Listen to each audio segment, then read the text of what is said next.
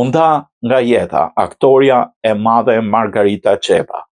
Omazhet për aktoren e madhe Margarita Xhepa, e cila unda nga jeta më 3 prill, në moshën 93 vjeçare, do të mbahen në hollin e Teatrit Kombëtar të Operës dhe Baletit. Ministria e Ekonomisë, Kulturës dhe Inovacionit, pas komunikimeve me familjen e aktorës, njoftoi se omazhet do mbahen në datën 4 prill nga ora 10 deri në orën 13. Presidenti vlerësoi figurën e Margarita Xhepës si një artiste, si grua, si nën, por dhe në rolin e saj në shoqërinë shqiptare.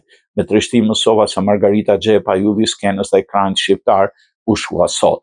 Në interpretimet e saj, ku spikati një mishërim i figurës së gruas, veçanërisht të nënës Margarita Xhepa, ajo çoi dritë dhe bë pjesë e dashur e familjeve shqiptare. Por kush ishte Margarita Xhepa? Një nga zonjat më të mëdha të teatrit dhe të filmit shqiptar, që ka skalitur memorien e publikuar shqiptare me role brillante që prej fillimit të saj në vitet 60 e deri më sot.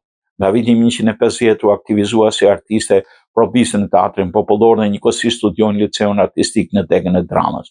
Ka krijuar 150 role në teatr, midis të cilave mund të përmendim Majlindën tek filmi Majlinda, Dafina Lumi i vdekur, Filja tek Cuca e Maleve, Zonja Meme tek Kush e solli Dorumtinën, në të njëjtin titull edhe me interpretimin e romanit të Ismail Skatares, Nëna përballë vetës të Rushdi Pulas e tjerë. Ka qenë e suksesshme në rolet e dramaturgjisë botërore si Ofelia tek Hamleti, Vajza e dytë tek Mbreti i Lirë, Dado tek Romeo dhe Julieta, Mbretëresha Margaret tek Ricardi III i Shakespeare-it e tjerë.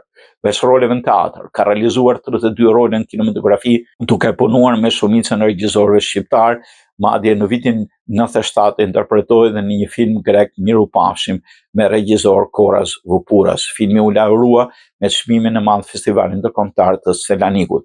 Në maj të vitit 2004 u kthye në skenën e Teatrit Kombëtar për shkëlqyer me dramën Strea e të harruarve, një tjetër sukses në karrierën e saj 50 vjeçare.